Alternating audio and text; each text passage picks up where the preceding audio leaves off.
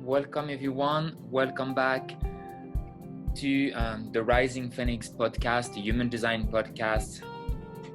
It's always a pleasure, to have all of you here doing this live podcast every Sunday. It is a 6-2 perspective on the world. It is really a 6-2 perspective. So when you guys come here on the podcast, you obviously gonna have one aspect of the truth, or one aspect of the vision of the world, because this is a 6-2 perspective. So I hope for a lot of people who are not 6-2 here, you guys don't take things personally, don't take it personally, or don't try to understand why you think differently. What the reason why you think differently, or maybe why you will see things differently than us, is because we are just all different. A 1-3 not gonna have the same visions as a 6-2. So it is a 6-2 perspective here on the podcast, but it doesn't mean this is the only and the best perspective. It is all perspective. So just to be clear on this and to clarify this, so this is the season 2 and episode 2, and today we're gonna cover the reflector and the projector. What an amazing time, because today we have a beautiful guest, Fred, and I will do the introduction a little bit after. Fred is a 6-2 projector, a very good friend of Tom and myself. We spent a lot of time in Boulder, Colorado last winter. That was very delightful. And we have Cheryl, who is a projector, and obviously you guys start to know Cheryl now. She's part of the team. She's building this amazing community with us, and she will give her perspective on the projector. Cool. So here we are. Welcome again. Welcome back to Tom, my amazing friend Tom, 6-2 manifesting generator, emotional manifesting generator. Just to remind you, and maybe Tom, if you want to add something about yourself, but Tom spent 27 years in design, 25 years with Ra.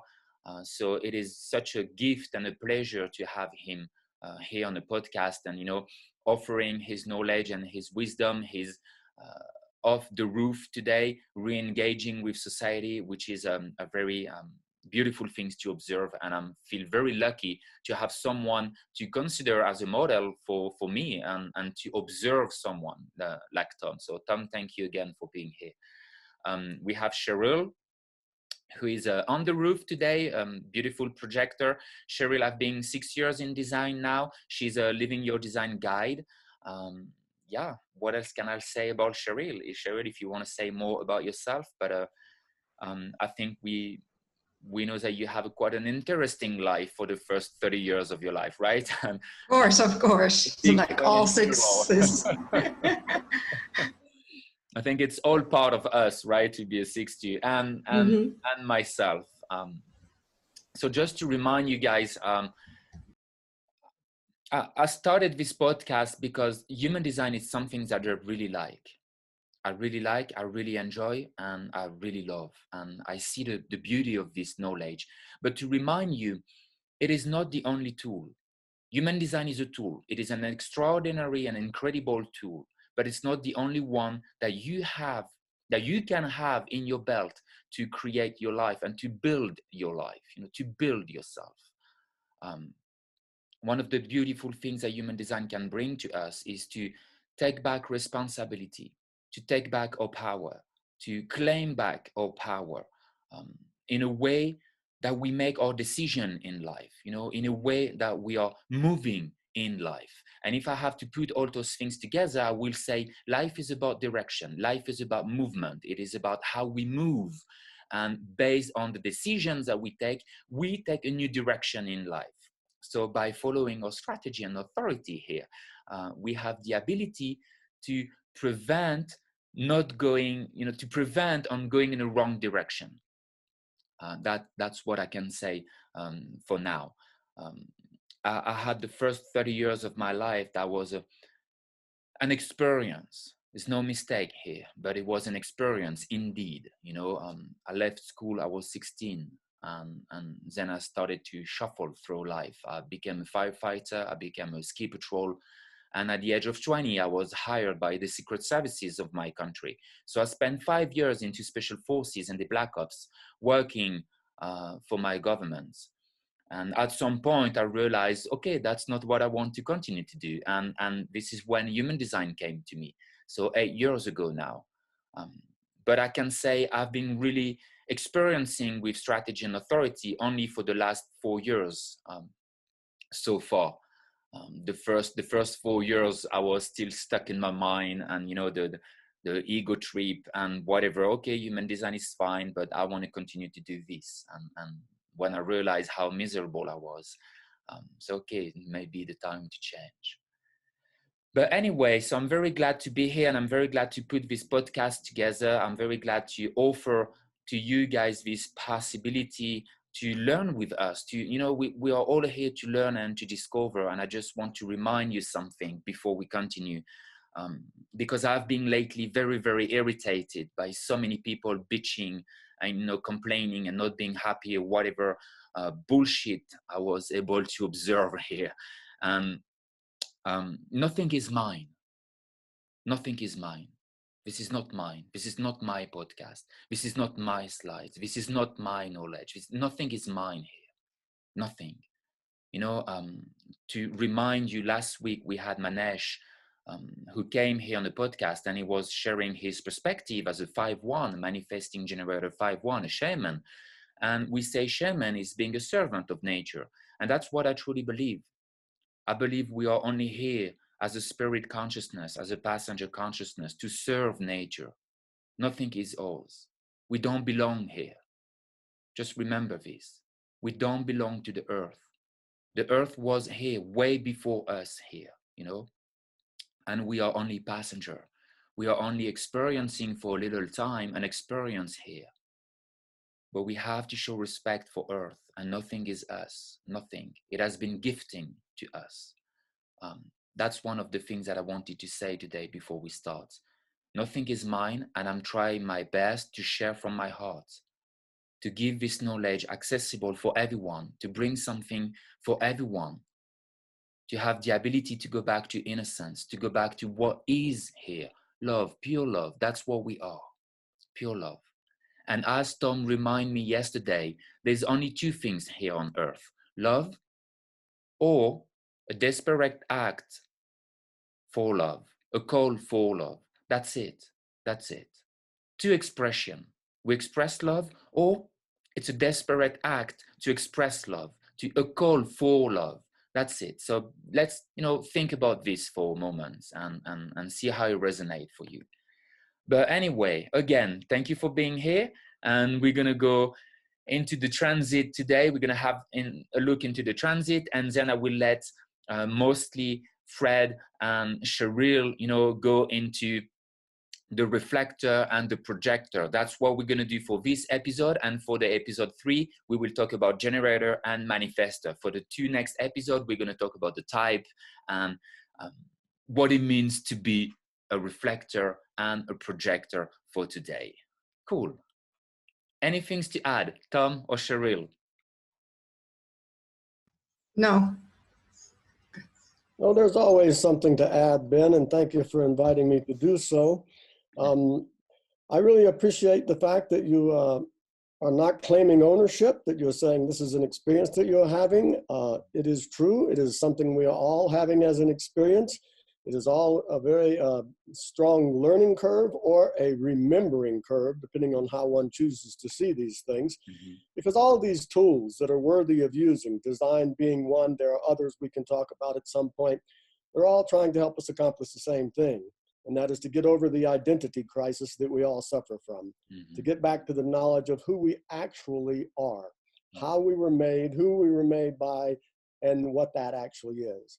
All of the misery that we experience in this life is based upon the identity crisis of the truth of that particular thing. So for me, that's a great barometer. If it's something I want to slip into my tool belt to assist me, that's what its goal is to eliminate identity crisis and get us to know who we are, all of us, to know exactly who we are and what we're here for. So that's the opening salvo. And we have a very interesting day today, the 8th hexagram, the 4th line holding together. It is very role model-y in its intentions, because it says, you know, to be able to observe those that actually know who they are, to know what they are doing, to understand, to lead by example rather than by word or verb or this, that, and the other. So, you know, as role models, we know that we have this view, but I would suggest, just as you did earlier, we would not have the view if it wasn't for the 1-3s, the 1-4s, the 2-4s, all the way up that are holding us up. So each and every one of these were all created by the same creator. They are all perfect. There is no up, there is no down. There is only one of us here, to tell you the truth. And the sooner we get to know who that one is, the better off we'll all be. So there you go for now. Totally. And what a beautiful day to have the podcast today. As we can see, you know, you said the gate 8 today is in Sun personality. And what's the gate 8? Holding together. So it is holding us together in contribution, to contribute to the whole. That's what I really see as well. You know, I can definitely see we are here as individual, and this knowledge is to help us to get out of the identity crisis. And that can, as you say, my only interest today. I can be very, very selfish and only looking at myself, but the only things that interest me is to know myself. You know, it's to actually get the chance to discover who I am as an individual. So yeah, the gate of contribution, line 3 today. So the trail and arrow. We're gonna make some mistakes today, maybe during the podcast, but there's no such things as mistakes. It's only discovery. Anything else to say or to add with the transits? We're gonna have actually Pluto in 61 and what's the 24 Uranus, correct, in 24, and we're gonna have this energy until November. So until November, we're gonna have this pressure from the head and the Ajna center to try to figure out our own mystery, to try to figure out our own inner truth. What a pressure. Can you guys feel this at the moment? Anything to say? Or Cheryl, can you guys? Yeah. Well, you know, it's an individual channel, and especially it's designed to think. So it's this constant thinking process, and because it's individual and it's all about knowing. When you don't know, you don't get the answers what you're thinking about. You can become very melancholic. So that's something, you know, that I've been experiencing, and it's connected to my 23-24. So you know, all this melancholy, and you know, if you don't know what you can do about it, because it's very creative energy.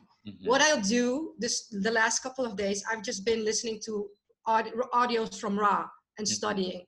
That's how I get this melancholy out. And then during the whole reading or listening, I do get those, you know, aha moments and those awareness from the thinking, and you know, the insights from my 23-24, 23-20, 43-23. So yeah, so if you have been experienced melancholy lately, it's really due to this channel. And you know, go do something creative, go, I don't know, read or be busy creating something. If you're a generator, if you're a projector, go read or do anything you like. And we're gonna have this energy until November. That's gonna be here until November. So that's quite a very interesting time for us to observe that the mind is not who we are. You know, we're gonna have those thinking a lot, but that's not who we are. So yeah, very interesting. And I think next week we will move into gate 20, so contemplation, the gate of direction of the now. So that will be a good opportunity for us to really observe where we want to go, to contemplate our direction.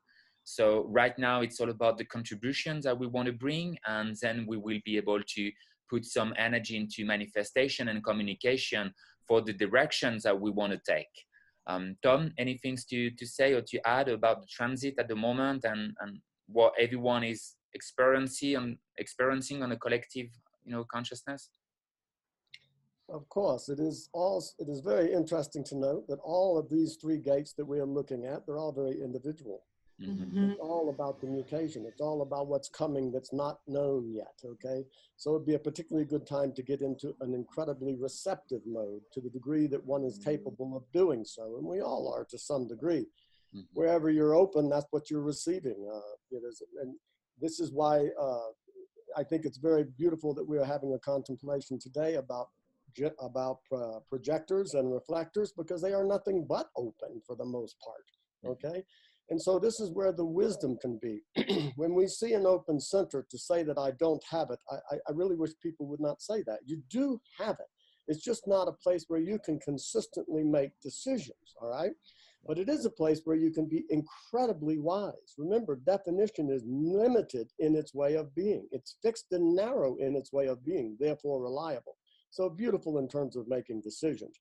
But to tell a person who has an open solar plexus that they do not have emotions, I disagree. I've been around a lot of them. They have a lot of emotions. They tend to reflect our emotions back at us twice as strong, or just be very aloof to it, one or the other. But it is a place where you can be incredibly wise. So I think it would be worthy of recognizing these things, all right? These gates, to start off with, they're all mutative. And then where do we go for the rest of this quarter? It's all the throat gates. So what we are here to express is the mutation. This is civilization. This is about taking the initiation and making it something more than just the initiation. The response, the response to the initiation is only going to be of value if the initiation was correct. So we're talking about the pressure from the 6124, from the 360. Yes, but pressure is also pressure released. So rather than say it's nothing but a pressure, it's also an incredible relief to have the pressure of the non-truth replaced by the beautiful release of the truth. The truth will set you free. So just bear these kinds of things in mind. No one particular expression is the totality of anything. And you started with that theme. Well done. It is all about being willing to listen and be willing to be present and see what your own response is, or, go to your authority. This is a useful tool. By far not the only tool that you can build a house with, but a very useful tool to follow your type and your strategy in terms of how you make decisions about what you're willing to listen to. All this individuality, very deaf in its nature. It is only here to listen to what is of value and eliminate the rest. How are we going to get rid of the identity crisis if we can't know the difference between who we are and what's conditioning us, for good or for bad, by the way? So that's enough for now. Thank you. Yeah. All right. So that was a little bit of the transit of the day, what we are experiencing at the moment, where we're going, what is happening, and the choice that we can make for ourselves. Last things before diving into the projector and the reflector, the voice said, no choice. Ra always used to say, there's no choice here. Well, it's the illusion of choice. Maybe let's put it together, because we do have a choice on a certain level. We do have a daily choice on how we're going to take our actions, or where we're going to go, or, we have a limited of choice, but obviously there is no choice regarding our design. The design is what it is, and it is for us to accept our limitation in the design, in the vehicle. And when we accept the limitation, this is where we can finally surrender. And this is where we can finally surrender to the strategy and authority. And that's when we get the choice, to actually choose. Do we want to surrender, or do we want to continue to push with the mind? So it's kind of an illusion of the choice. But anyway, that will be for another episode, maybe. Let's have a look on those beautiful images here, and let's have a look on the beauty of being a reflector and the beauty of being a projector. Again, welcome, Fred. Fred, if you want to say something, if you want to introduce yourself, this is Fred's design here. So welcome here, Fred. It's a pleasure to having you. Fred is one of the very rare reflector, a functional reflector that I had the chance to meet, and someone who have been in design for a year and a half, 2 years, Fred, now. But you very, Yeah, very 2 years. 2 years, yeah. Please introduce yourself. Feel free to share whatever you feel sharing. And again, thank you for coming. It's a real pleasure to have you today. And yeah. Yes, this is my first time with your podcast. I've watched all your other 5 podcasts, and yeah, it's beautiful stuff. I just love it. Yeah, I could just talk on and on. I'm not sure what to share, but I'll start with I met Tom. Yeah, it was like 2.5 years ago. We were both in a Course in Miracles study group, and Tom noticed something about me. He said, I don't know, this Fred guy, he might be a projector, but he, something intrigued him about me. So he asked me out to coffee.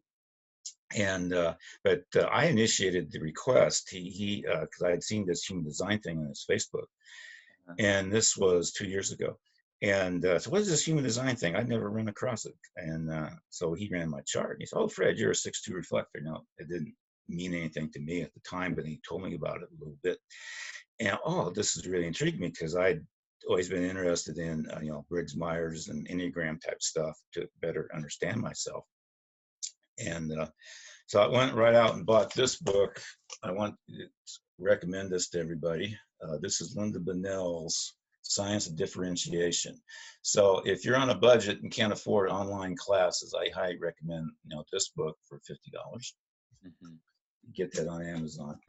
So when reading her book, I was reading about the 6-2 3 stages and say, whoa, this is finally something that really describes me. And I just I had kind of a biographical post. I just upped it on the 6-2 Facebook page today. So anybody's interested in my story, you can go back to your Facebook page and take a look at my bio. But I have 10, it's 8 6 lines and 10 second lines. So I'm really accentuated, with the themes of the 6-2. And the Saturn return had a big change in my life. The Uranus opposition had another change, and then the Chiron return, another big change. So that kind of sold me on, this is a path I really want to look into. This makes a lot of sense to me. And the reflector side, I'm still trying to get a handle on. It seems to fit me, and but like I said, I've only been in it for 2 years. So I've been meeting with Tom in 2019, and then a year ago, I said, okay, I'm going to up my game, go to the next level. So I've been taking online classes with Human Design America. And so anybody, again, if this is a serious path for you, I'd recommend taking an online class called Living Your Design. I think Ben also does that. And the next one is Rave ABCs. The next one's cartography. And I just ate it all up in 2019. And in 2020, I'm started taking the professional training levels.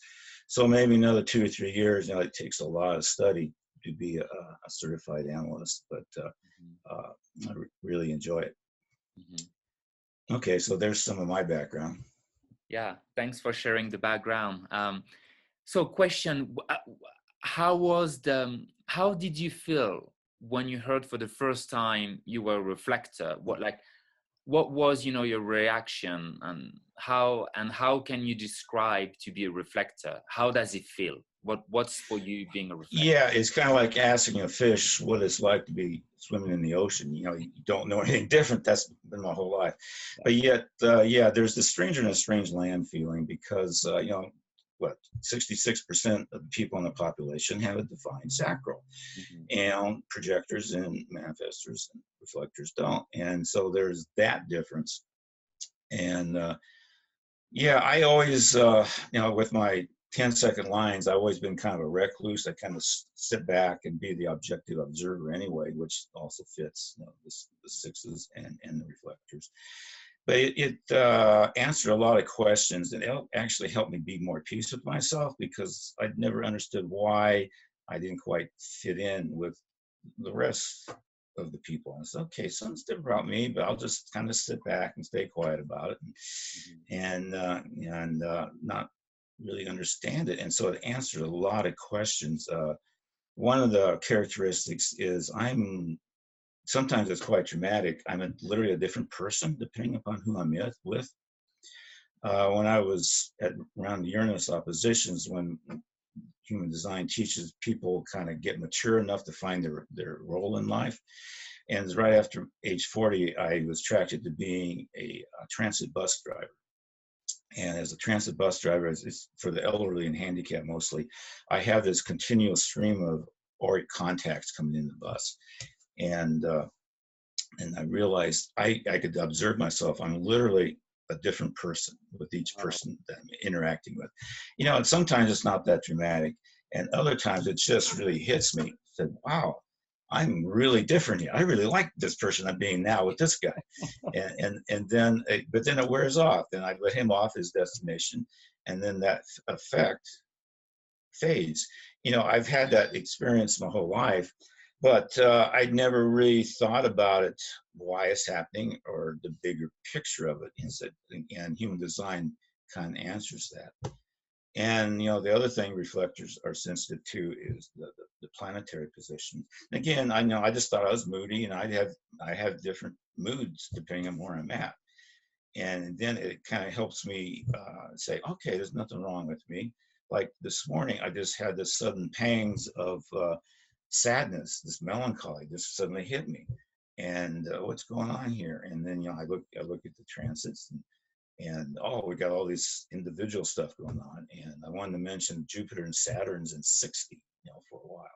And that's the mutative pulse thing. And I think I was feeling some of that this morning. But again, the pulsing is just there, you know, maybe for 20 minutes for me. And then it shifts away. It's just kind of helps me understand myself and be more at peace with myself compared to where I was before. Nice. Thank you for sharing. Yeah, beautiful. Thank you. According to everything that just Fred said, and just to remind you guys, so reflector people are deeply, deeply lunar people. I believe one of the first things that I learned when it came about reflector is how different they are, how different they are.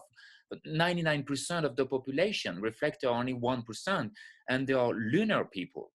The rest of us are really sun people, you know, we solar people. So that was a big, big, big difference for me when I met a reflector for the first time. It was to actually being able to observe how the reflector, and you can see here the aura of a reflector, it's deeply, deeply, deeply, it's like a sample. You know, Fred is like tasting everyone. You know, he's like tasting which person and this one, and tasting the environment, tasting wherever they are going. They're just a sample of the environment. So that's the reflection of the environment, right? So that was very interesting to have a look. Fred or Tom, is anything you want to add, share about the reflector? What's the role for the reflector? Fred, how would you see yourself, or how would you describe, you know, the role of a reflector today in our society? Yeah, and, you know, this is relatively new to me, to trying to get a handle on this, and in the personal sense, you know, the reflector population, no, there's a vast spectrum there as well. We're all 12 profiles, of course, and well, all the different incarnation crosses. So no, you can't really stereotype reflectors. You know, talk about them in a general way, but we all have our own little piece of the crossword puzzle where we're involved. And for me, it's like I'm just starting to feel this with my human design classes. I've gotten feedback from my classmates that when the reflector is present in the class, you know, even if they're not talking that much, there's something about an energetic coherence, or they said it feels like the class is more organized and more coherent, or something, like things flow better when the reflector's energy is present, even if we're not saying anything verbally. It's just maybe the presence of it adds to it. And of course, since I don't have any fixed definitions, I'm sensitive to what's going on in other people. But at the same time, I'm a different person every day because the planets are hitting me different. I checked my transits this morning, and I have like 6 channels defined, and I have 8 of the 9 centers defined. But I suspect it's not the same sort of definition as non-reflector definitions, because I think my reflector aura stays the same. So what you say is that like every reflector gonna have a different experience every day based on the transit that will define or activate the definition, like the gate, dormant gate that they have in their design, correct? Right. And so today I've got a bunch of neat channels here. The sun's an 8, so it goes against my 1. So I've got the 1-8 channel of inspiration and creative role model, which gets me to really shine here. And other days, I just want to go hide in the closet with all my second lines. and I've got the moon's in 25, so we picked a nice day for this. Like with my 51, I got that same channel that Ben likes, the 51-25 channel of initiation and willingness to go first into new realms. And of course, who's in 35? Mercury's in 35. So that's today I've got the 35-36, jack of all trades, transitoriness. And I'm all wired up today. You can tell Mars is in 55 against my 39 channel of emoting and moodiness. Of course, then that gets whammied again with all the individual stuff going on with Jupiter and Saturn at 60. And your incarnation cross is the cross of the individualism. So you have a lot of individuality going on today, right? Right. Yeah. And so again, human design introduced me to the idea of the three circuits of the collective, the individual, and the tribal, and they each have their sets of themes. And so I really related to that because I'm very individual related with all my incarnation cross gates are in the circuit of the individual. So can you say as a reflector, you're someone who deeply can feel, the different circuitry, someone who can deeply experience the collective or the individual or the tribal, is this something that you can relate to? Yeah, again, I'm studying it and taking the classes has helped me kind of tune into that. Because when I look at someone's chart now and get to know somebody, and when they're heavy collective, okay, there's that little different feel to them versus someone who has an individual bias or someone who has a tribal bias. I'm learning to identify that as I get to know people and look at their charts.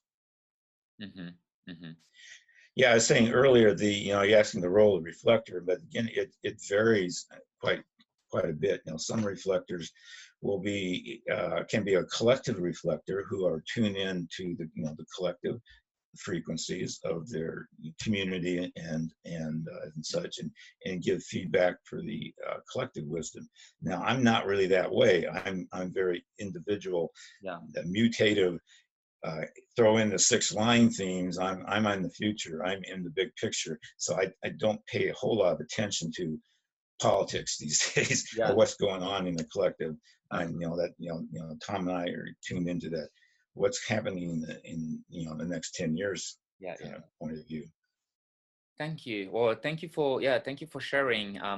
I have more questions for you, but let's go to the other side a little bit. Let's talk about the projector a little bit and the aura of the projector, and then we can, we have time today to really bounce between reflector and projector, and I have a few questions about like what's the role of those two types, and I want to discuss of this with Tom and you guys, like what's the role of a projector today? How can be a projector, work in this society? How can it be functional? And same for the reflector. So I want to talk about this a little bit later, but let's have a look on projector right now with Cheryl. So again, welcome here, Cheryl.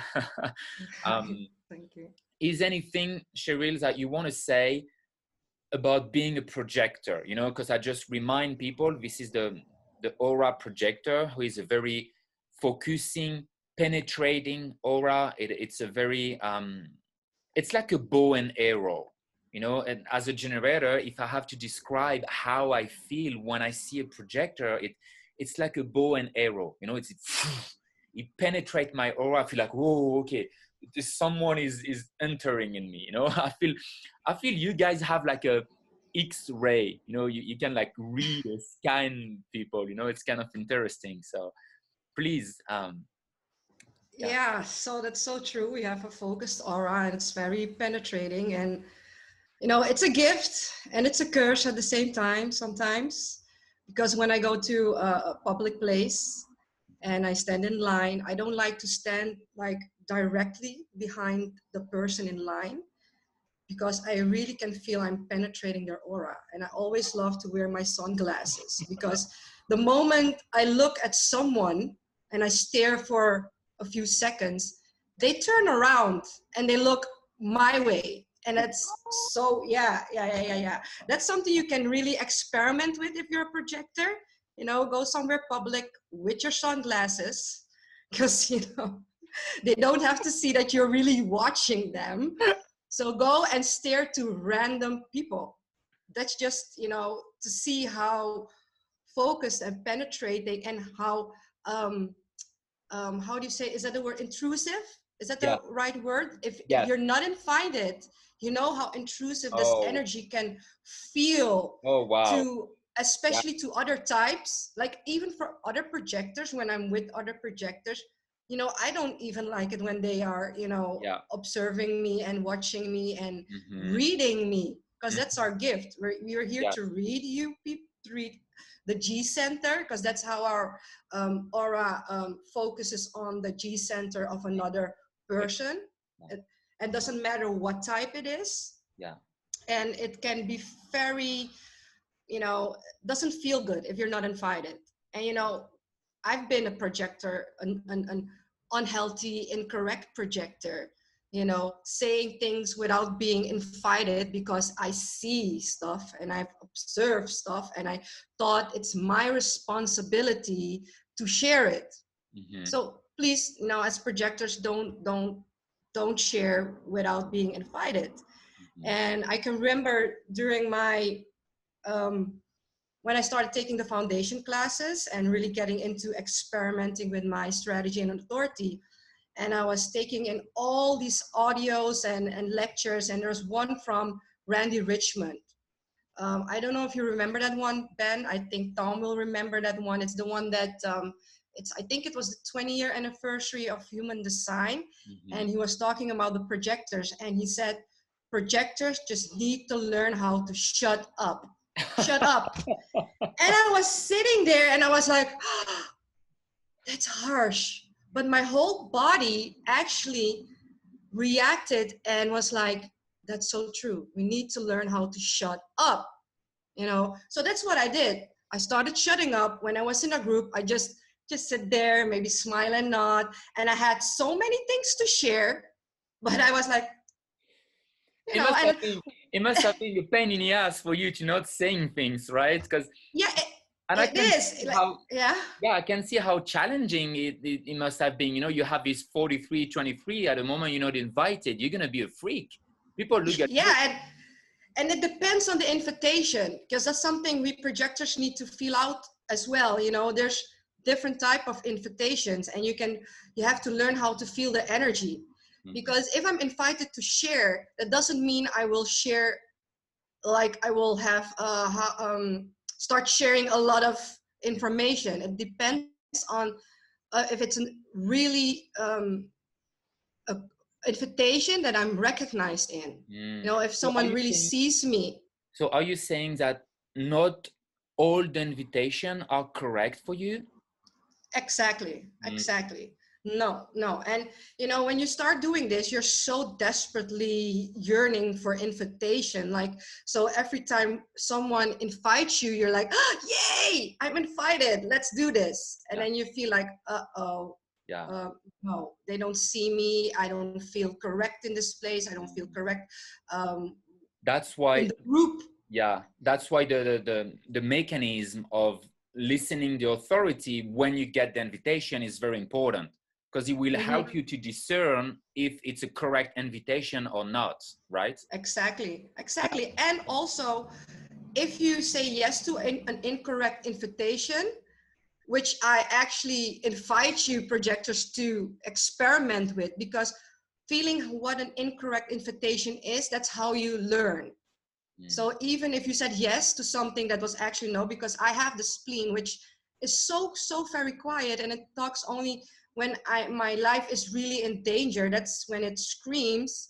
I've been in really invitations that I didn't like, and it can still happen. But now I'm really, like you said, I have to discern what invitation is correct for me. Before I got on the roof, I used to do hair. I had my hair salon. That's about 10 years ago. When I got on the roof, I didn't like it anymore. So I quit, closed my salon. But I have still people, you know, when they see me or if I meet them and they ask you what you're doing, what you have done, they will invite me to do their hair. And that is not a correct invitation to me, you know? And what happens because the mind wants to take over, it will be like, no, it's a good invitation, because if you do hair, you will make money, you know, and you need the money, you know, stuff like that will happen. So, yeah. I think what I'm getting from you, what you're sharing, and also, you know, you have been one of the projectors that have spent the biggest time maybe with, you know, and learning with you, having your guidance, you know, and etc. But it's really about the recognition. That's what projector are really looking. It's actually the recognition. So through the invitation, they have to be able to see if they get the recognition. So the invitation is correct. But if there's no recognition, and the recognition can be not self. So if someone sends you an invitation and say, hey, I know you're a very hard worker, and I want you to work for like 10 hours and to work on this project and find inspiration and blah, blah, blah, that may be not correct for you. Because there's the recognition of the not self, but not of who you truly are, right? Exactly. It's the recognition of your design. You know, for me, if I'm recognized for my, you know, the channels I have, it's recognition for the guidance as well. Because if you're invited to do a lot of work, we're not here to do labor, like, I mean, physical labor. And if we do physical labor, we have a job where it asks a lot of your physical energy. You should have the opportunity to have breaks. So if you get invited and you say especially say you're an emotional person. For a splenic, if I get invited, I can, in the moment, I can, you know, say yes or no. But say you're an emotional person and you need to know more about this job and you start asking questions, you could say like, okay, it's a 10-hour job and I cannot do that 10 hours physically. Can I have a break? Every 2 hours, can I have a break? And if they're like, no, you can do it, then they don't see you. But if they would say, if that's what you need, we're going to figure this out. And I'm going to give you those breaks. I think it's very helpful what you're saying for the projector who are here today on the live. So I want to ask Tom first if you do have any questions, and if not, I mean, not question for Tom, sorry. If Tom, you have anything to say or to add, and if you do, then I want to ask people if they have questions, because I would love to have more interaction with everyone here. So Tom, do you have anything to add or to share? Oh, you know me, I never have anything to say. But that having been said, I will say this. We have waiters, we have doers. We've lived in a world now for quite some period of time where everybody is very strategic and manifestors with a propaganda that everybody was paying attention to. How do we start a conversation? What do you do? As if that's meaningful. I tell people I clean portalettes for a living. You want to keep talking about it? And by the way, if I don't show up to do my job, your wedding is not going to smell that great. So, you know, we have all these assumptions around value that are not really value, okay? I'm so pleased that we have reflectors and projectors in the world, because without them, we would be completely lost. And if you look at the world, that the amount of people are lost, it's evidence of the fact that the projectors and the reflectors have been basically ignored for a long time, or not seen, because their tendency was they see all this busyness and they take that in and amplify it and become the busier ones. So they become super busy, all right? So all we see is another doer to compete with. Whereas the beauty of the responsibility that projectors and reflectors can have in being themselves is not trying to be doers. They're not doers, they're waiters. And I submit to you that the doers can and do themselves right over a cliff on a daily basis and take a tremendous amount of resources and humanity with them over that cliff. If it weren't for the waiters, the projectors and the reflectors saying, excuse me, you're the waiting in that. You might want to, you just might want to look where you're going before you actually arrive. You're heading for a 3,000 foot drop. Mm-hmm. Now that is an incredibly high service. Now, generally speaking, what I could not begin to tell you what it is to give birth to a child. That is not my genetics. Why would I have any responsibility to tell? I would ask a woman who's given birth or is about to give birth what that experience is about. Okay, so once again, we really need the reflectors and the projectors to tell us rather than us to tell them, because I don't know what it is to be a reflector. Yeah. I don't know what it is to be. Now, if you will pull my chart up for you, I will show you something very interesting. But before we pull my chart up, would you put Cheryl's chart back up for just 1 second so we can talk about projectors? Okay, what is it to give this person a proper invitation? The proper invitation for this person is to recognize what their channels are. They are both individual. If you go up to this person and say, I get the feeling that you know something of purpose and value that you can explain to me that will assist me in my living, that person's energy, the reflector, the projector's energy just went through the ceiling, because they're actually recognized for who they are and what they are here to do, right? We're talking about the channel of struggle, finding purpose in life. This is the fear of living a meaningless life. So it's this constant looking for value and meaning in things. That's her unconscious channel. Notice the other unconscious channel in this lovely human being. She has the capacity to explain what she knows when invited properly, okay? Every time I sit down, and it's a rare occasion with reflectors, so we'll talk about projectors first, then we'll talk about reflectors. Every time I sit down with a projector, I tell them there is a huge joke going on here, and that is that you have come to me for guidance, when the truth of the matter is you're in a much better position to guide me than I am to guide you. Now, pull my chart up for a second. I want to show you why I'm even willing to talk about projectors with any sense of knowing. Yeah. Can you make it larger? No. Okay, don't worry about it. No. Everybody can see it, I think. Notice my sun and earth, the 4037. Notice my moon, the 55. Notice my authority, emotions, are all sitting there in a projected element. Yes, I'm a manifesting generator, but 70% of who and what I am, 3 of the motors, my authority, my sun, and my grounding, are all projected. So even though I'm a manifesting generator and I can go out there and cause the typical trouble that manifestor generators are capable of causing, I also have this incredible need to be seen and recognized. When I'm seen and recognized, you're going to get 4 motors instead of 1. You're going to get my authority instead of my opinion. You're going to get the truth instead of a thought. You see what I'm saying? Mm-hmm. So if you look deeper at a chart, you'll see things that are not immediately obvious. I'm 70% a projector. So I'm like a hermaphrodite times 3. I am a manifester.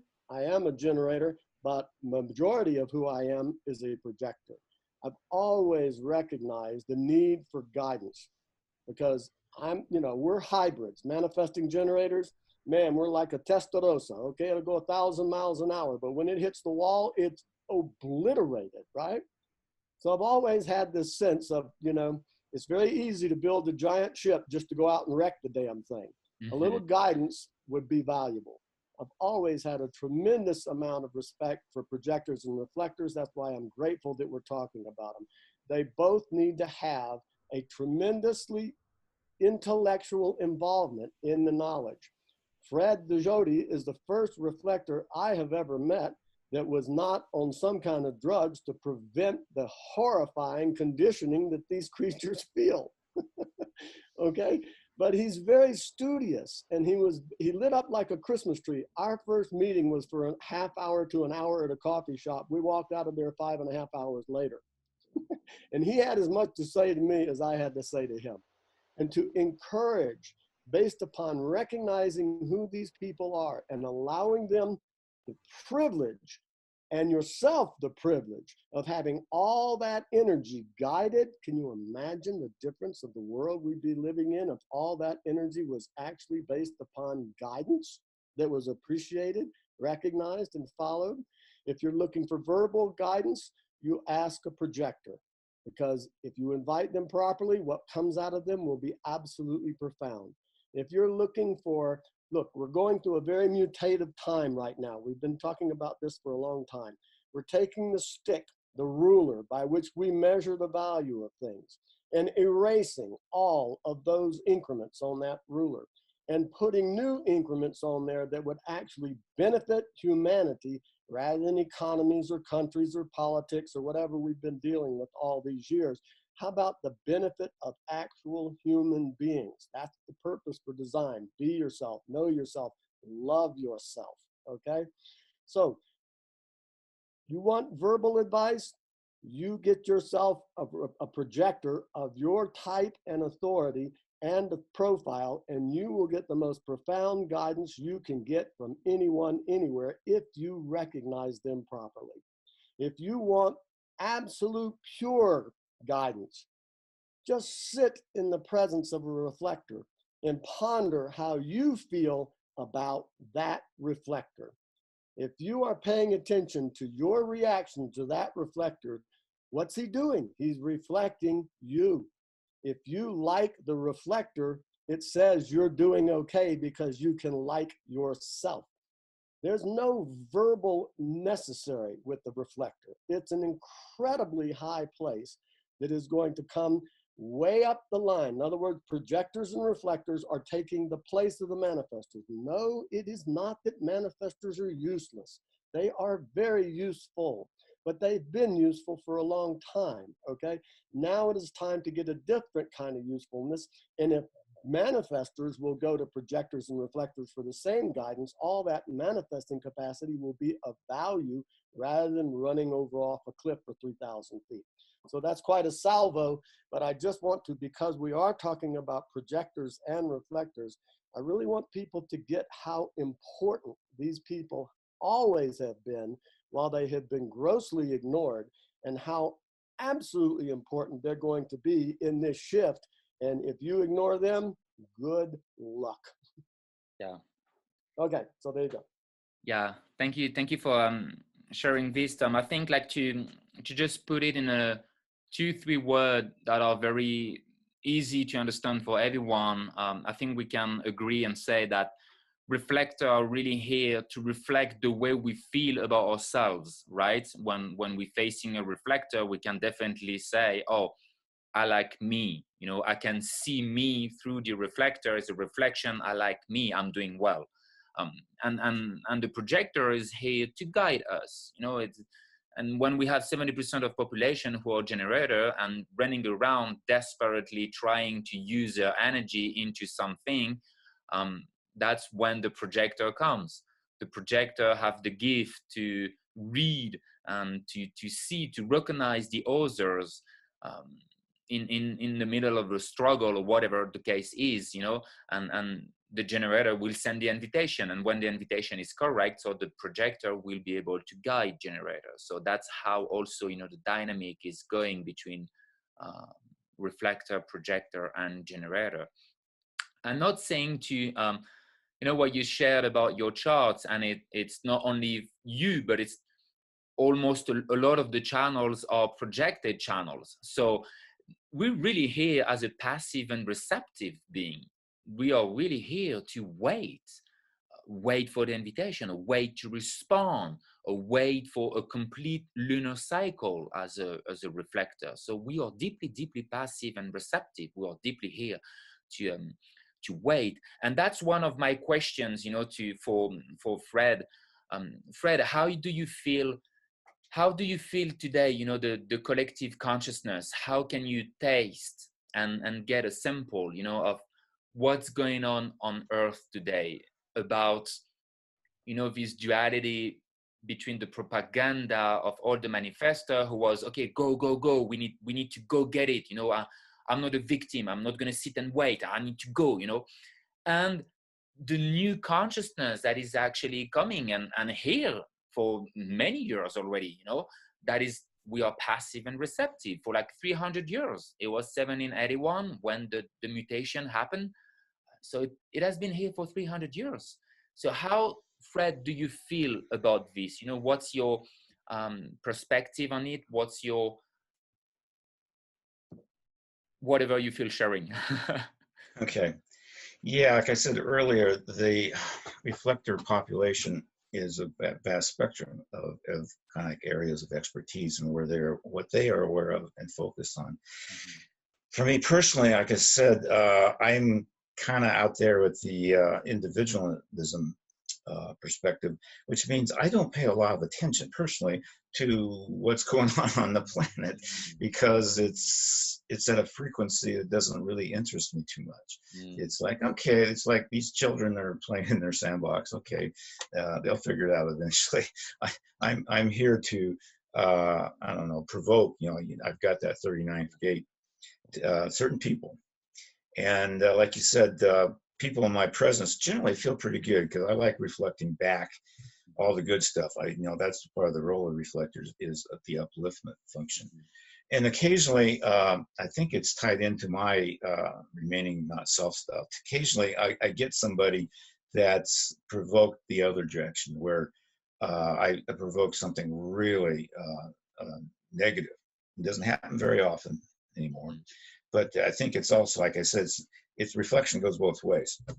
And so when I trigger somebody who gets really pissed at me or gets mad at me for some reason, or whether I offended them by some way, it's, you know, it's good for both parties, because it's waking them up to something, and it's also reflecting back to me further cleaning of my not self stuff. Mm-hmm. See, that's part of the big reason I'm attracted to human design, is that the recognition and cleaning out of the not self, or shifting away from it. Now, like Tom said earlier, a lot of the reflectors he had met before me were kind of messed up with not self junk going on, because this is planet generator. This isn't planet reflector or projector. And so when we're born here and raised by families who don't realize reflectors don't fit into planet generator and projectors as well, manifestors, that they're brought up to be like sacral beings, or you know, the homogenized effect, where generators are brought up to have manifestor characteristics. Mm-hmm. And so that's so cool about human design, is helping people bring their children up properly in the type they are. Let's see, where was I going with my conversation? You're asking me about my feedback on planet Earth, and like I said, personally, I don't have a whole lot there, because I'm kind of focusing on the future. It's like I'm holding a place here and bumping into the right people at the right time. Yeah. Kind of like I bumped into you, Ben, because you know, I joined the 6-2 Wisdom Keepers, and then oh, Ben's coming over to Boulder. Well, that's kind of cool. I got to meet this guy. Uh-huh. And so again, I don't have any fourth lines, you know, for making relationship and connections, but yet I had the impetus. Again, I'm the hermit in the closet, all these second lines. I don't normally take the initiative to reach out. I got to meet this Ben guy. Say, hey, Tom, I bet Tom would like to meet this Ben guy. And so it's so cool to get you two together, because this collaboration is beautiful. Yeah. Well, thank you. Yeah, thank you for sharing this. I would love to open the floor for everyone. So for all of you guys who are here, I think it's a lot of projector and reflector today. So please feel free to maybe simply unmute yourself. And if you have questions, comments, observation, if the projector, do you have questions for Cheryl or Tom, you know, myself, or to Fred. If the Reflector want to add things, have questions, and then we can simply continue to talk a little bit more about the Reflector, the Projector, their strategy, you know, giving more examples. And I put those two pictures because I had a lot of things to say about those pictures. So maybe we can talk about this a little bit after. But first, I would love to open the, you know, the room for everyone. So please feel free to unmute yourself and ask, you know, if you have questions, comments, observations so far.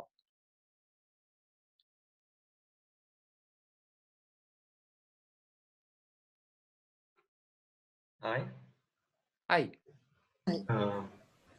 I'm actually curious about the topic of this webinar. There is Rising Phoenix, and I'm mental projector with only one channel, and I had in my incarnation cross this 59, 55th, and 16 and 9, and I heard that there is this shift in global cycles.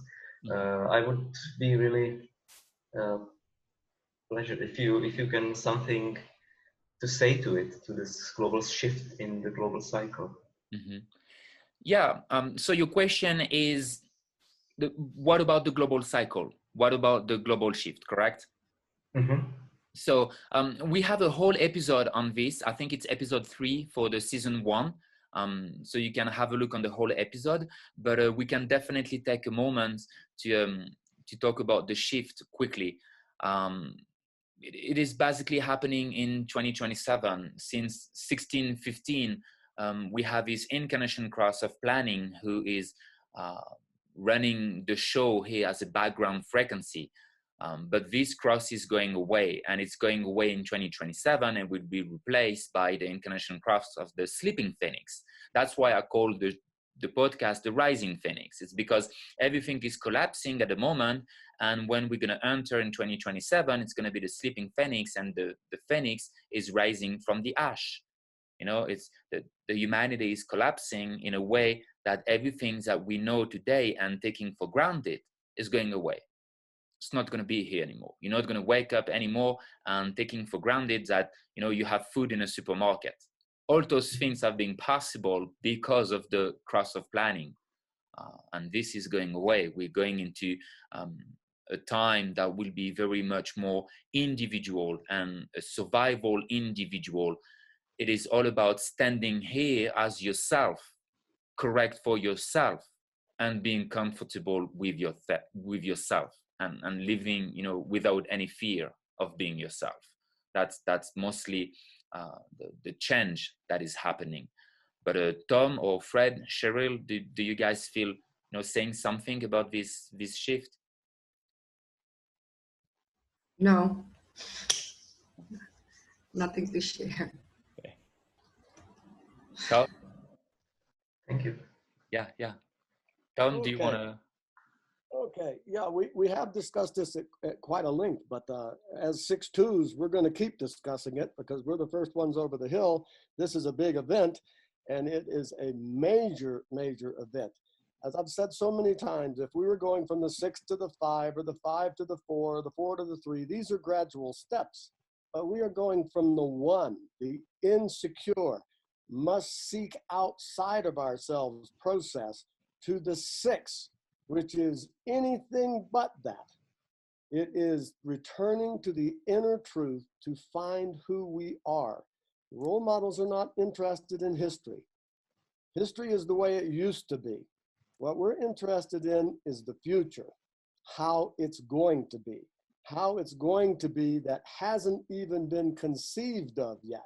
This is why at exactly the same time, the new species starts coming into the world, which is going to be in a 6-line milieu, which is very different than going and asking the gurus and all this stuff outside, asking the human design analyst. You won't be asking outside of yourself anymore.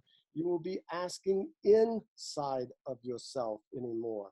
It is the returning to the inner truth that we are going to be experiencing in between now and November, which is, for those of us that are paying attention, this is a training of where to get our information from. Return to the inner truth to get the aha, I've got it. and now I can explain it, and thus I can make a contribution to the new direction by being receptive to the possession in great measure based upon recognizing the pressure coming from the 630 mutation. Did you follow what I just did there? I went from the 61st hexagram down to the 60th hexagram. This is called the power column. That's where the a magnetic monopole resides as well. It's magnetic monopole is what holds us in together from the illusion of our separateness. Get clear here, folks. There's really only one of us here. There are all these different expressions of that same oneness. If you take a diamond, a big diamond out of the ground, it's just a cloudy rock. If you start putting the facets on that diamond, that's what makes it brilliant, okay? So all these individual expressions of the oneness and the sameness is where we're going to. So it will no longer be an us and a them. The moment there's separation, an us and a them, then what is there? Battlegrounds, warfare, prejudice, aggravation, all these things, you know, that have nothing to do with humanity, nothing. They have everything to do with our bodies wanting to survive. We are not bodies. We are passenger consciousnesses in a vehicle referred to as a body, into the meat, incarnation, okay? So when we so-called die, I won't even use the word anymore. We don't die. We leave the body. When we leave the body, what left? That's who we are. We are the passenger consciousness. The body is a learning device, an interface with this particular experience. That's all it is. And yet, fear comes from the thought that the body is going to die. Yeah. It's a, And I remember, love, I remember you know, Alan Watts, he used to say that if you're truly honest with yourself, if you fully, you know, embrace it and you observe, the biggest fear is what to do with this, what to do with the flesh, you know, what to do. And that's why we're afraid. That's why we have insecurity. That's why we have, that's why the mind is going crazy, because we so identify with the body. Oh my God, I'm scared, you know, the body. So we have this fear that is all around what to do with the body. But as just Tom say, we passenger consciousness, and sorry to cut you, Tom, but I just wanted to you know, to add this because it's very relevant. Yeah, keep going. No, very good. I mean, what is human design trying to do other than to get us to resolve an identity crisis? Mm-hmm. Okay. Yeah. And you know? if you guys want to listen, you know, the podcast we did last week with Manesh, that was very incredible for me, and I would love to go more, you know, in the future into this kind of knowledge, because human design is an incredible tool, but we can have a very bigger perspective here, you know. And Tom said it's time to go back to the inner truth. Okay, what does it mean? You know, everyone is like, you have to listen to your heart, you know, listen to the intuition. Well, if you don't listen to your heart, you know, what's the point to have a heart? It's what is keeping you alive. If the heart stops talking to you, you're not here anymore. You die. So it is very important to listening to the heart. And that's what is happening. It's the return to listening to the inner truth. And that's what the shift is all about. It's about starting to trust yourself instead of trusting something else. You know, instead of going out and asking for everyone opinions that are not fact. They are not fact. They are opinions. People are giving you opinions, and you take decisions based on those opinions, and then you wonder why your life is so fucked up. Well, maybe it's time to take decision as yourself. And that's why human design is here. We have an inner authority. And that's what is the incarnation cross of planning that was here for the last 400 years. It's all about giving your power away to those institutions who are telling you what to do, when to do it, with who to do it, and how to do it. No. Leave me alone. I don't want to do those things. I want to do me. I want to listen to me. That's it. And that's where we're going, the inner truth. That's why we have inner authority. That's why we have been equipped with a strategy and an authority. It's to relate on ourselves. It's not to relate to someone else. They may be right. You know, how many people keep telling me, Ben, you should do that, Ben, you shouldn't do this, and Ben, the podcast this, and blah, blah, blah. Maybe. But it's not correct for me. It's not. They may be right, but it's not correct for me. And that's what human design is bringing to us. You know, that's where we're going. So this is the shift. The shift, it's all about being yourself, with yourself, loving yourself, being comfortable with yourself without any fear of being you, or standing here alone, facing the homogenization world and being different. I mean, it amazed me. Everyone is like, oh, I'm different. But at the moment, you have to show that you are different. Everyone freaked out and they all go back with the sheep. Well, I'm telling you, I'm in a wolf business. I don't do sheep. You want to be a sheep? Go return with the rest of the zoo. Doesn't interest me. I'm a wolf. I train wolves. That's what I do. That's my trip. I show you how you can stand up for yourself and tell everyone to fuck off. It's me. I do me. You like me? Awesome. You don't like me? Awesome.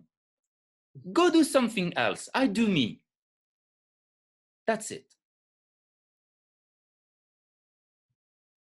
That's it. It's easy. But what is easy to do, it's also easy to not do. Find the courage. To all of you, find the courage to be yourself, to stand for yourself, to stand by yourself, to you, individualization. I love listening Fred talking. It's like, well, collective consciousness, well, you know, I'm individual, it's me. I love this. It doesn't mean we don't care. No. See, it's the same with all the distractions that we have here in the world today. And I think Tom, Fred, you know, anyone can agree with this. Too many distractions. What's the point of the distraction? It distracts you from the truth. And then guess what we get? Identity crisis. It distracts you from the truth.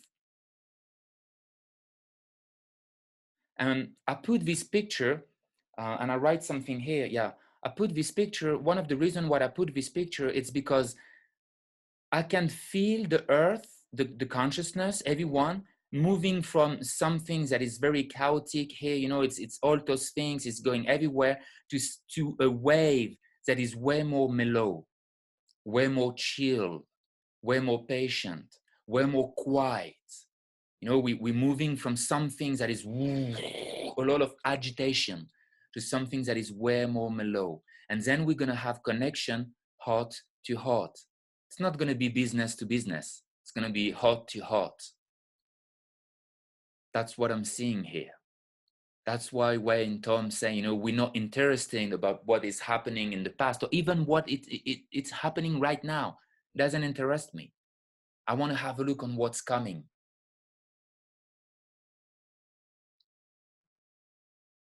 Nothing is us.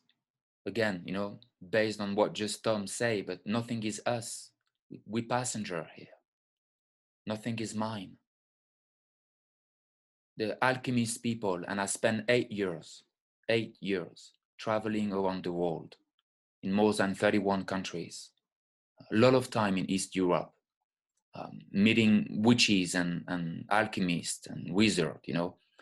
And one of the beautiful things of being an alchemist is the mutation. And it's also understand that I'm here in this body and death is just, I'm not here anymore and I'm not in this body anymore. Pay attention to what I say. I'm here in this body and I'm not here and I'm not in this body anymore. I haven't say I am the body. I just say I'm in the body because my consciousness is immortal. I'm traveling. We all travelers right now. What did I say at the beginning? If I put everything together in a sophisticated way, I will tell you everything is about moving. Life is about direction. We are moving. We are travelers. We travel into time-space reality, having experience here. That's it. And when you truly understand this, there's no more insecurity. There's no more competition. There's no more you and I win and you lose. And there's no more of those things. We are not interested in those things. It's us as a whole. Yes, Tom? We keep talking about things going away. Yeah. And I think we might want to refine the idea about things going away. Things are going into mutation. Into mutation, yeah. They're going into mutation in order to come out in a higher form. This is not the end of anything. This is the beginning of something, okay? Mm-hmm. It's the beginning of something different that is going to be added to the foundation. Look at the channel of mutation, the 60th hexagram, limitation. That's the old way. It's the old genetic material. The 3, difficulty at the beginning. This is the new material. These are the downloads that are happening right now, not for the purpose of destroying anything.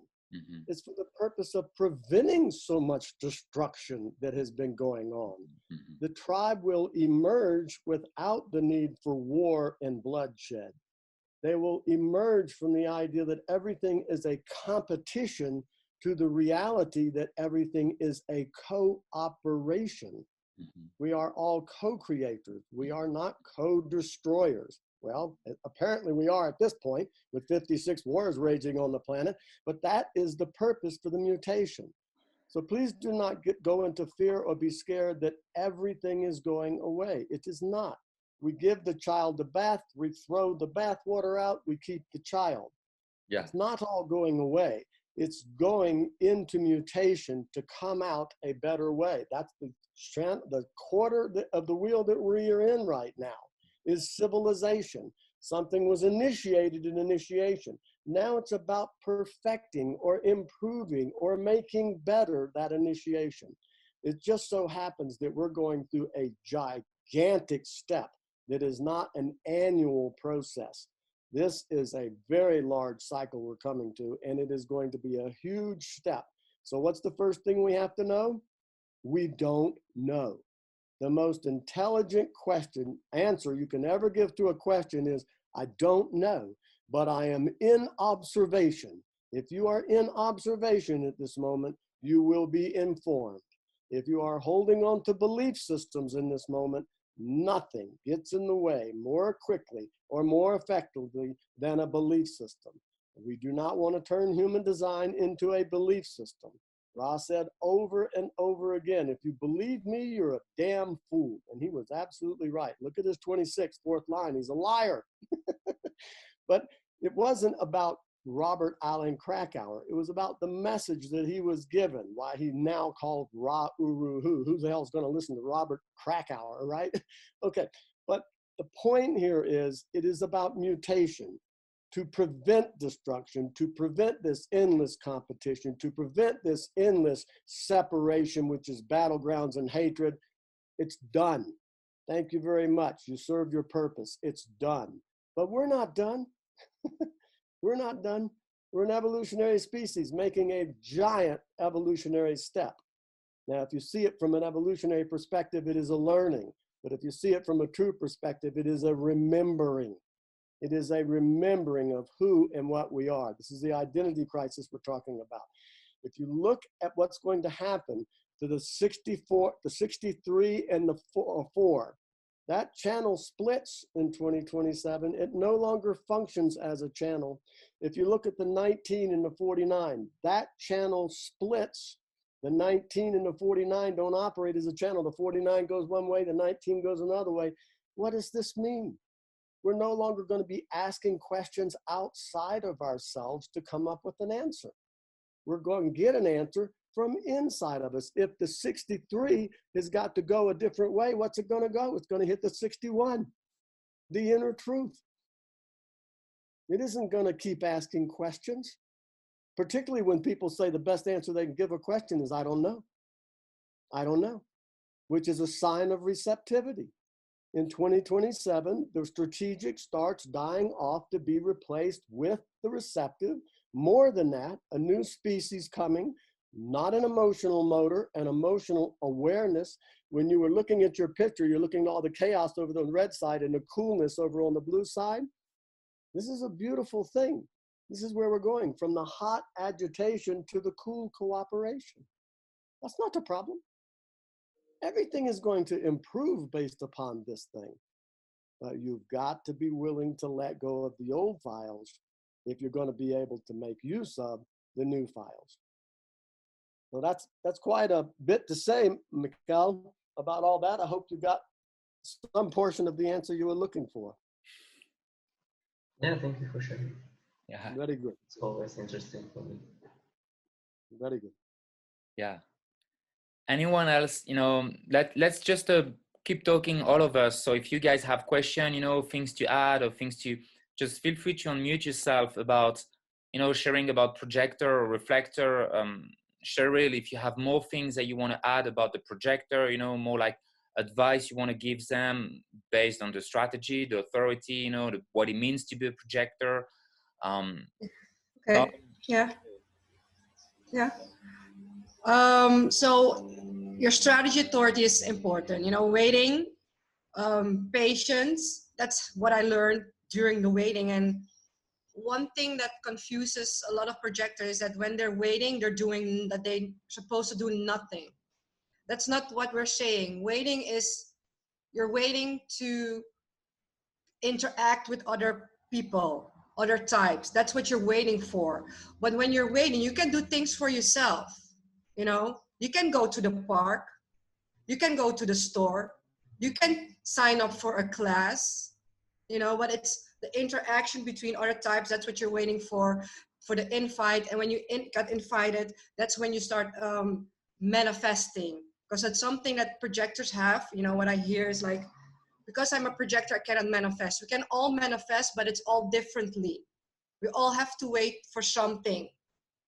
Let me see what other tips. So also what's important for the projector is stop looking inward. We're not here to know ourselves. We're here to know the other. And while you get to know the other, that's when you learn who you are. You're going to learn what you don't like and what you like.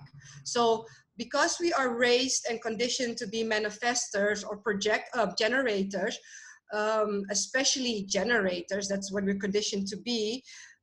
Generators are here to learn themselves, get to know themselves. So for us, that's not important. So if somebody tells you to go reflect, go do an inner journey, that's not us, And it has been difficult for me, because I know the hardest question that someone can ask me is, tell me something about yourself. That's the worst thing you can ask a projector. So as generators who are listening, or manifestors or reflectors, don't ask the projector, who are you? That's the worst thing. That's what we ask to the generator, That's our job. Ask the questions, generator, can you tell me something about yourself? And then they start, la la la, this is me, this is what I do. So that's one of the biggest tips, Nice. Shut up, don't go too much inner journey, just observe and wait patiently. And while waiting, go do hobbies, go do things you love to do, go sit in a park. While you're sitting in the park reading a book, you will get maybe an invitation, somebody who also read the book. I don't know, stuff like that. Yeah. Trust your aura. Yeah. That's also very important for the projector. Trust your aura. The invites will come. And the more you accept correct invites, the more correct invites your aura will attract from the correct people who are part of your energy. Yeah, totally. Thank you for sharing this. I just want to say, Cheryl, she's doing projector training, right? You have a very specific projector class, projector training with your friend Rose. You guys use planning projector, correct? Mm-hmm. Yes. So if you want to contact Cheryl, that's her details. She's Cheryl Glantz on Facebook. Human Design Experience on Facebook. So you guys can contact her, and you guys can just ask, you know, about the projector training that I really invite you to go check it out, because I think it's a 2 days, correct? It's a 2 days. It's a 3 days, 3 days. So we have 3 weekends, maybe sometimes Saturday or Sunday. And because we're both splenic, it's all about spontaneous and the correct energy. So when people contact us, that's most of the time when we start doing a workshop. Then we promote it and see who you know, react to it. And it's not only for the projectors. You know, other types can join as well if you want to learn more about the projectors in your life. So yeah, it's a good course. We talk about you know, what recognition is, the different types of invitations, you know, stuff like that. And we do a lot of exercises. Nice, thank you.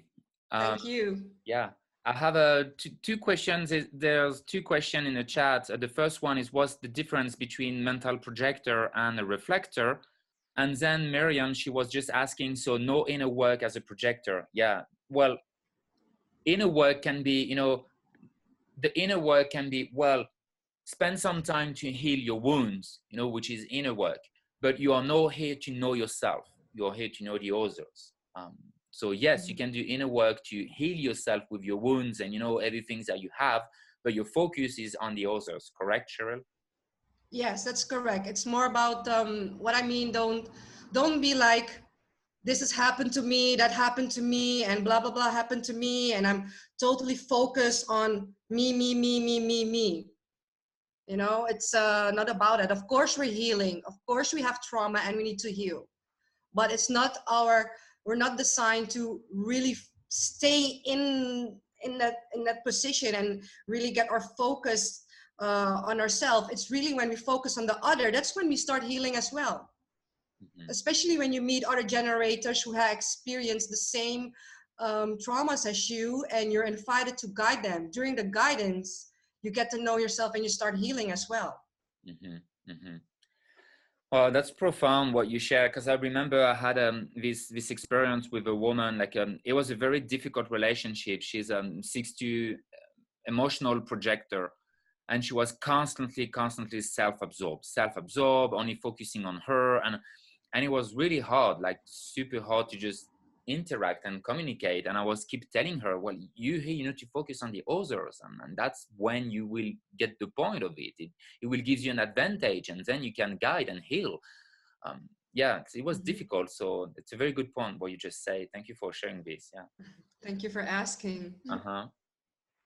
Oh wow, okay, also a good question. What about the difference between mental projector and reflector? What can we say about this? I think mostly the question should be, what's the difference between a projector and a reflector? Because a mental projector is simply define you as a specific projector. You know, we have splenic projector, emotional projector, blah, blah, blah. But a mental projector, let's just say, what's the difference between a projector and a reflector, maybe? What do you think? Sorry, I just lost my train of thought. Who are you asking? Are you asking me or maybe Fred? Maybe Fred or Cheryl, what you guys want to share about the difference between a projector and a reflector? I think it has to do a little bit maybe because they're, no, I really don't know. I cannot really answer this question. I think maybe Tom, can you answer this question? I'd like to go back and talk to something that you were talking about, Cheryl, a moment ago, and then we'll go to this question, okay? Yeah. The thing you were saying a moment ago, okay, yes, it is not about you knowing yourself. It is about knowing the other.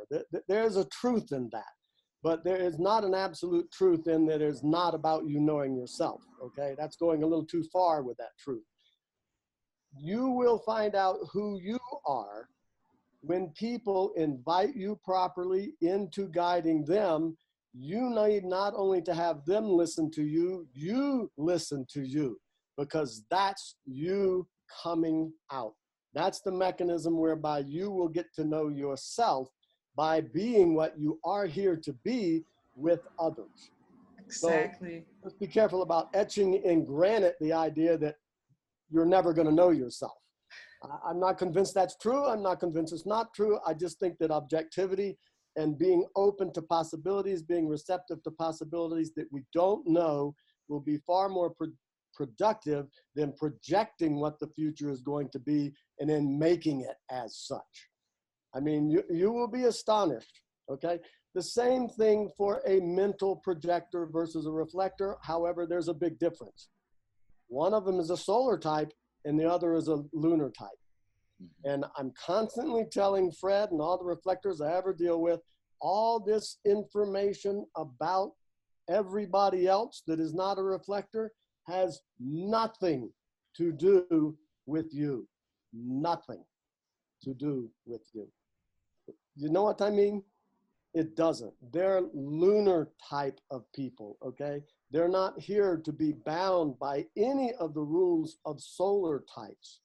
They are here to reflect us to us so that we can see who we are, how we're doing in their presence. Whereas a mental projector, I would say the same thing to a mental projector. The discussion is with a mental projector because it's just mine, they have no inner authority. That doesn't mean they don't have authority. They do have authority. It's for everyone else. When someone comes up to a mental projector and recognizes that person, suppose they're a logical mental projector, okay? Everything's logical. And somebody walks up to that person and says, I get the feeling that you know something about the patterns and the way things are supposed to operate, and you've got the details to express those opinions to me. What comes out of that mental projector at that moment is going to be an incredible awareness and potential transference of authority to the person who asked the question. You see what I'm saying? Yeah, I mean, when you're invited properly, what's going to come out of you is profound. So once again, to the mental projector, I'd say you get to know what your mind is when someone else properly asks you for it and it comes out. Listen to yourself speaking to that person. It's actually you speaking in that moment. And it's not about your authority, it's about how that person can get to their authority.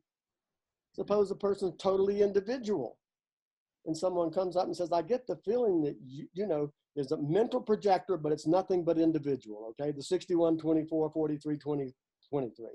I get the feeling you know something you could explain to me. Watch what happens to that projector in that moment. Their energy is going to go through the roof, and what's going to come out of them is a profound authority. It's just not an authority for them, but it is them speaking when they're invited. You see what I'm saying? We want to make these rules so rigid, and they're not. They're not that rigid. Yeah. A reflector has a completely different process. As I said before, you both need to have a strong intellectual connection to the material to understand how these beings operate so that you can guide them. But the reflector doesn't have to be so verbal.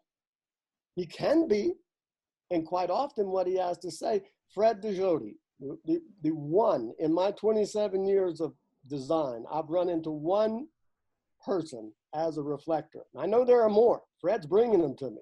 But I've run into one reflector that was not on drugs to deal with the world of some form. Street drugs, alcohol, whatever it was. They were just trying to cope. Fred's not trying to cope. Fred is really experiencing what there is there, okay? There's great relief in the near future for the projectors' bitterness, for the reflectors' disappointment. It will become sweetness and surprise, because when things shift, what are we going to need more than anything? Guidance. Guidance. Totally. So it is our responsibility to wake up projectors and reflectors to their role. Yeah. I will always do that. And Thank you, Tom. I'm probably good at doing it because I am 70% a reflector. So there you go. Tom. Yeah. Yeah, Fred, do you wanna say something? Yeah, I just wanted to add a little bit about the mental projector. Yeah, I think the statistics are 97% of the people have inner authority. So there's an inner body sense for making decisions. And that's where mental projectors and reflectors are alike. We don't have that inner body sense, consistent inner body sense for making decisions. And so there is some overlap. Like, you know, I have the, for making major decisions, the only thing consistent in my life is the moon cycle. And so every 28 days, the moon consistently gives me all the same gates and exactly the same rhythm my whole life. And so that's, for making big decisions, I wait till something clicks in place. Oh, that feels right, you know, after the 4 weeks. But on the short term, I'm like a mental projector. There's no consistent inner body sense. And that's where when I'm listening to Roz talks, when he talks to mental projectors and reflectors, he has several suggestions for getting in touch as what is the correct short-term action. And one of those is the soundboarding. You know, you talk with somebody else. It's like Tom was saying, I need to hear what comes out of my mouth. So oftentimes I'll call up Tom. Hey, Tom, I need a soundboard about stuff because I need to connect in because I don't have 28 days to make the decision. I need to talk it out. So anyway, so that's the similarities with the mental projector has that same environmental authority, they call it, to, you know, since they don't have the inner body sense. Nice. Yeah. Thank you. Thank you for sharing this. It's been an hour and a half now that we are here, so it may be enough for everyone. It's a lot of information to take. We're gonna have this last question maybe from Michael because he asked a great question. What is it, Michael? Do you want to use 6-2 Sure. Reflector, correct? And you have a daughter that is a 2-4 projector, and you feel so.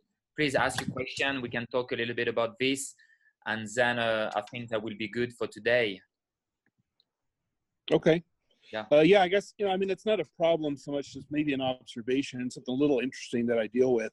I just feel like with, and again, to recap, so I'm a reflector. I'm a 6-2 reflector. I found this podcast. Actually, Fred invited me this morning. He sent me a message. I'd reached out to him last week, and he's like, "Well, sorry, I didn't see your message, but hey, you should come check this out." And I'm really glad I did. So, but and I'm pretty new to human design. A couple of weeks ago, I took a little online class that a friend of mine was putting together, and I don't think that she's even. It's something that she just was getting into and wanted to share. And so that's how I got into that. And so I ran charge for myself and for my daughter. And so she's a projector. She's 7. And our relationship is very close, very intense to where I almost feel like, you know, the difference between her and I is just, I can't even tell sometimes. And I'm mostly okay with that, but it's a very different kind of feeling. And just in listening to Cheryl talking earlier and about the intensity of that projection, and it just was sort of all falling into place. It's like, okay, I'm just kind of, you know, I can meet somebody and be kind of the chameleon like Fred was talking about earlier, where I just kind of start talking like that person, or I'll start, that's always happened to me as well. You know, I'm a, but yeah, so how do I don't know, is there any advice for handling that dynamic to where, you know, I have to be her parent, but also I just am her when we're together so much of the time? Yeah. So the question is mostly like how can you have the best dynamic between you, reflector, and the daughter who is a projector, correct? Right. Maybe maybe I just don't worry about it. Maybe there's not even a question here, but I knew that there would be some insights if I brought it up. Well, I'm gonna let either, you know, Cheryl or Fred, you know, talking about the experience with children and how they can relate to that. So yeah, please, Cheryl, Fred, if you have something to say about it. Yeah.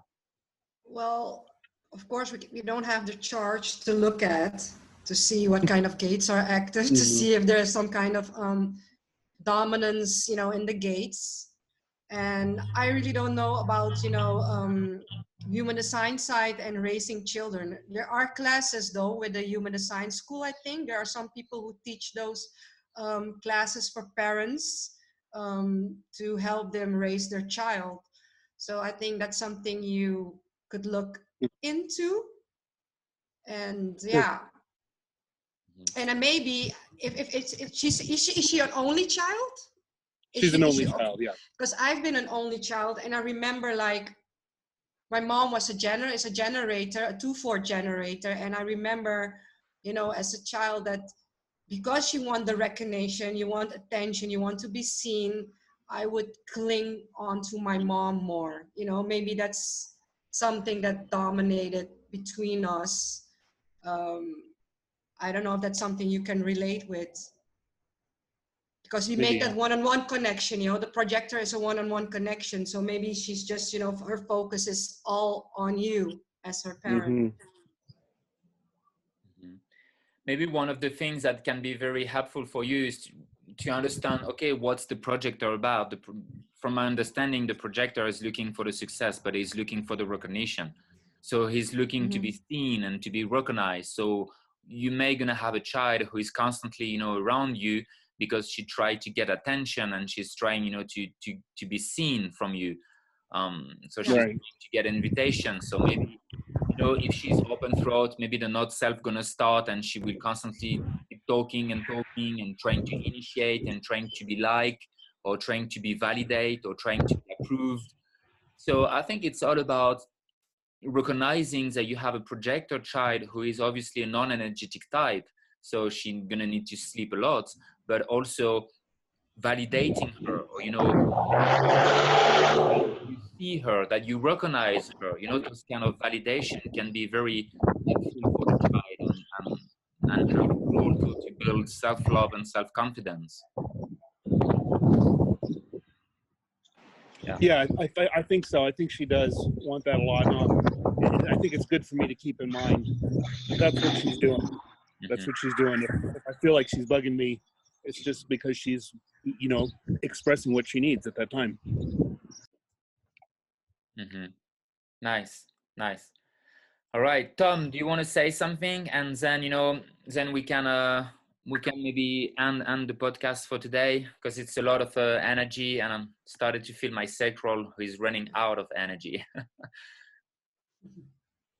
Okay, on the question of parenting, the best thing you can do, we don't have the chart to look at, so there can't be specific information. All the information is going to be fairly general unless we have your chart and her chart, and then the information could be rather specific. But on the short term, the thing you could do that would be very useful to you and your daughter in terms of parenting is to familiarize yourself with the channels that she has and speak to her through those channels. Invite her to tell you what it is that she knows that you know based upon knowing the channel that she would be capable of doing. That is going to be the greatest encouragement you could possibly offer this child, is to recognize, say, look, viva la différence. All of us are different, okay? But the two of you, you and her, are both waiters. So you can talk about the value of waiting. You can talk about the value of her waiting to be invited. Now, how old a child are we talking about, Michael? She's 7. 7? She's 7, yeah. Oh, well, perfect. She's just now reaching the age of reasoning. So this is an incredibly beautiful time for you to be able to speak with her. The first thing you could do, in my opinion, to answer the question that you asked about parenting, is get familiar with the channels that she does have and speak to her as if you know about those processes. That is going to encourage her to be herself. That is going to give her the invitation to come from that place. And if she starts coming from that place and noticing when she's being recognized, everything with or without your guidance is going to become easier for her. But that's the way you could guide her in a very general way. Okay, families are rather complex. There's all these different individuals. It depends on, you know, what's going on there. But the general question is, don't homogenize this child any more than you would want to be homogenized, okay? Don't give her advice that is about collective nonsense when she's not about collective nonsense, okay? Now, if all of her projected channels are collective, then she'd be somewhat about the collective, but not the collective nonsense, okay? So sorry for the general question. It is a question that really ask for the 2 charts, and then it can be spoken about very specifically. But that's what I have to offer. Okay, thank you very much. Thank you. You're Yeah, welcome very much. yeah. All right, so I'm gonna end with this, and then if you guys want to have more question, you know, depends on Tom and Cheryl and Fred. Is they do have energy, we can, you know, stay after. That's what we usually do. We usually go through, you know, the podcast, and then we normally take questions, and we can have a break between. But anyway, so again, today was about the reflector and the projector, you know, the importance of having those 2 beautiful beings on Earth. We have a reflector who do have auras that is very simple, taste the environment, reflect the environment. We have a projectors that have a very penetrating and focused aura. Both are non-energetic type, you know, non-energetic type. They are here to guide us. They are here to guide us and to reflect on us. They are becoming more and more important today in our society, and we talk about the connection from the heart and how, you know, we can interact to one another and where we're going as well today as a whole. So thank you for being here. I really appreciate that you guys are, you know, following with us every week. It's really nice. So again, that was myself, Benjamin Torre. You guys can find me on Instagram or Facebook. Ben Lifechanger. This is Facebook, Instagram, Ben-Lifechanger. I'm a 6'2" left-angle cross of prevention. We had Cheryl today, beautiful Cheryl. She's a projector splenic, the left-angle cross of the mask. She's teaching the specific, you know, living your design and a specific workshop for projector. So you guys consider yourself invited, you know, to check this with her, Human Design Experience on Facebook. And here's Tom. A lot of you are asking me in email or, you know, text message, how can I contact Tom? Well, this is how you can contact Tom. This is his email here. That's the best way for him, right, Tom? Because he's not so much into Facebook, and the best, if you guys want to have a reading with Tom, because he's offering reading, that will be an amazing experience. He's a 6'2" manifesting generator, emotional. Feel free to email him. He will be very happy to answer. So again, be correct for yourself. That was the Rising Phoenix podcast. It's a 6'2" perspective. Season 2. Sorry, we are season 2. I made a mistake. And next week we will have episode 3. And episode 3, we will talk about generator and manifestor. But this is the season 2. I made a little mistake this morning when I made the slide. That's a line 3 today. Third line. Making some mistakes. How funny. All right, so thank you very much.